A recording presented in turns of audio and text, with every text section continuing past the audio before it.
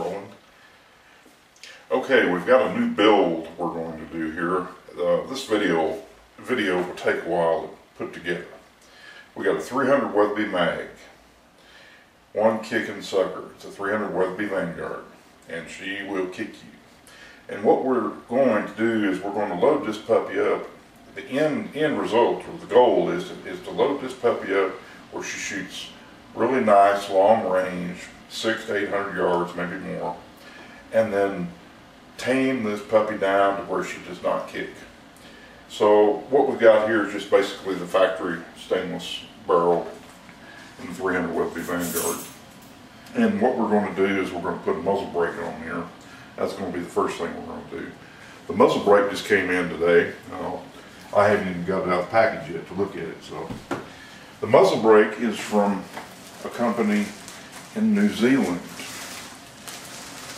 called DM Massey, M-A-I-S-E-Y. If you want to see some neat videos on YouTube, you need to Google Massey muzzle brakes and look at, in particular, part 4. He goes through a thorough testing on this muzzle brakes, and it's impressive. This is the cap that goes on the end. I know what that is. And this little puppy right here is what is going to be really neat. This is the Versamax. Now, for the barrel that I have on here, I've got a factory barrel, and I didn't want to go with a larger brake than this because it's going to really look odd and wouldn't fit up with the diameter of the barrel well. So, as you can see, he's got a protector in there for shipping. And look at this puppy. 30 caliber, 308. Threads on. I got to take it down to the gunsmith. Let the gunsmith thread the end of the barrel. He'll flare this down, taper it down. It's got 9/16 by 24 threads. There's a notch on the bottom here somewhere. There it is. And that'll be the bottom of it, as you can see. No ports on the bottom. That way, if you're laying down shooting, you ain't going to kick up too much of dust and have dust in your face and all that kind of stuff. If you're shooting at somebody, they ain't going to know where it's coming from. That's another good thing. Of course, I ain't shooting at nobody that's going to be shooting back at me. Don't intend to. So this is going to be some exciting stuff. You know, I've got a 338 Win mag I bought way back, and I had a muzzle brake put on that, and that puppy tamed that down really good.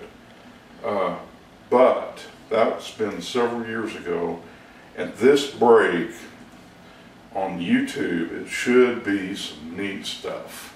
I mean, DM Massey, and I mean, I don't know this guy, ain't got anything to do with it, so you know, I ain't getting a nickel out of this deal, other than that guy's really got some really good testing procedures. He's very analytic. The common practice that we have now here in the States is when you go to buy a brake, everybody says, well, how's that brake, how is that brake?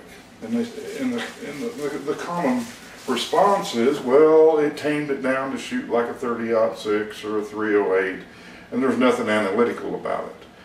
Well, I can shoot this 300 Weatherby and it kicks the hell out of me, and some guys, it makes them feel good.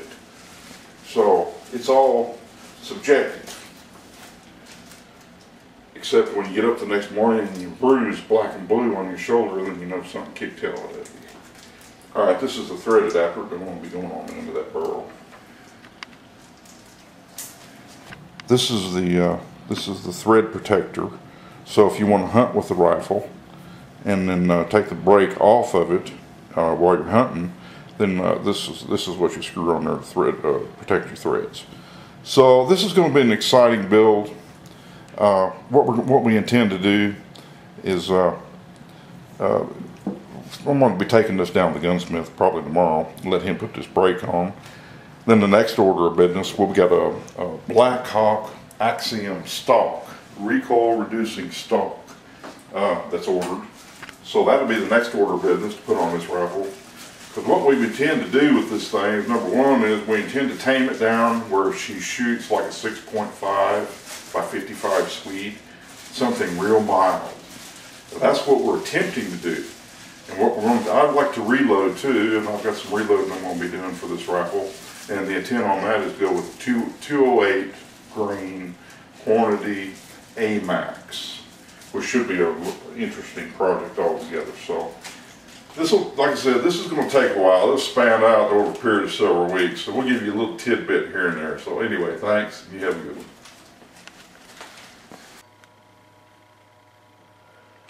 Okay. Well, here we have the finished product. I mean, after the planning and buying the parts and putting everything together, and then she's come out pretty doggone good. I tell you what, that stock is impressive, as well as the muzzle brake. This thing, I took 30 rounds out to the bench with me when I went to shoot it the first time, and I was able to sit down and run all 30 rounds through this. Now I didn't run through there as fast as I could. I mean, barrel would get too doggone hot with that big caliber like that. You can see that muzzle brake on there.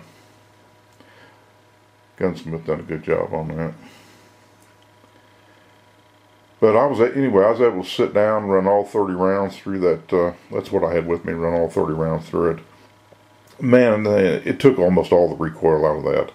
That shoots probably like a 270. I mean, I don't have any way to evaluate it.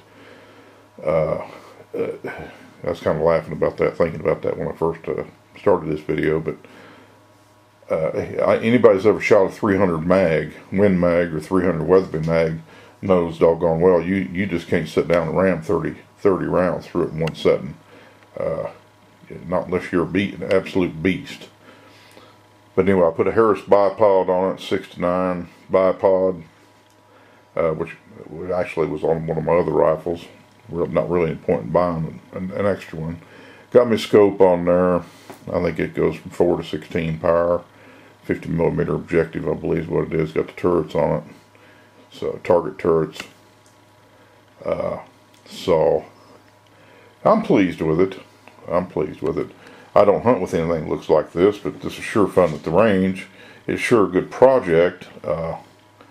Just to kind of curb my desire to want to know, exactly how much you can get the recoil down on those things. Like I said, I've done the muzzle brakes before. They're pretty doggone effective. But that stock is impressive. I would do that again in a heartbeat. It's a different look. Doesn't look like a hunting stock by no means. But it works. And that's the bottom line. I mean, it works. It's a real pleasure to shoot. Now that black thing sitting on the bench right there, that's a riser pad, cheek pad, that actually fits on the stock. I didn't need it, so I shoot without it. But like I said, overall I'm pleased with it. It's a good build. I'm happy with it. Actually, I was kind of thinking about putting a box magazine in it. I think Legacy Sports has got a box magazine kit that you can put in this thing, and where you can have box magazines. So, well, I may do that. I don't know. But anyway, I'm working on an AR-15 right now, and I'll probably give you an update on that here for too long when I get that thing finished. So, but anyway, there she is, and like I said, it took all the umph out of it as far as kicking hell out of you. That thing don't kick you now. You can sit down there. She's a pleasure to shoot. I wouldn't hesitate to say you couldn't sit down and shoot 50 rounds through it in one day, and not walk away unbruised. It's a pleasure to shoot, and that anyway. So just thought I'd give you an update on that. It's been a long time, so she does work. So any of you out there interested in doing a build on a belted Magnum, 300 Win Mag, Weatherby Mag, 338 or something, to keep in mind that stock, because they do work. And that muzzle brake from DF Macy, that thing's amazing at the range, man. I mean, it would deafen people. I mean, my God, I mean, I had the whole range looking at down there to see what the hell I was shooting. I mean, it blew the leaves and all kind of stuff off. Man, 30, 40 feet out in front of you. It just cleared a plow. It was amazing. So it's a lot of fun to shoot. So anyway, you guys have a good one. And you have a Merry Christmas now. We'll talk to you later.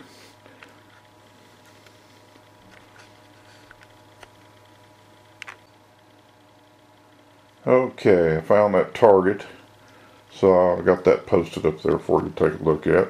She shot pretty good. I had 3 different powder charges I was running through it at the time we sighted in, trying to, actually this was a second shoot, and I did get her dialed in where I wanted it.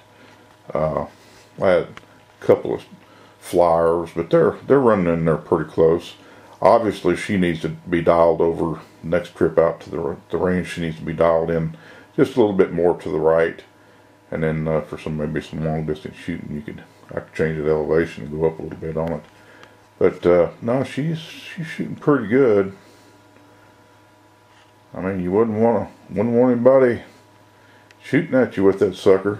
So anyway, no, I'm pretty pleased with it. And like I said, the recoil, man, that muzzle brake and that stalk is just really impressive. How much it tamed it down. Now, I mean, this is a different type of firearm. I mean, it's not something that typically I went out and hunted with. And actually, I've never hunted with anything that looks like that. But for the bench and stuff like that, man, this thing's fun. It's a blast. So anyway, just wanted to share that with you. And you have a good one. Have a Merry Christmas.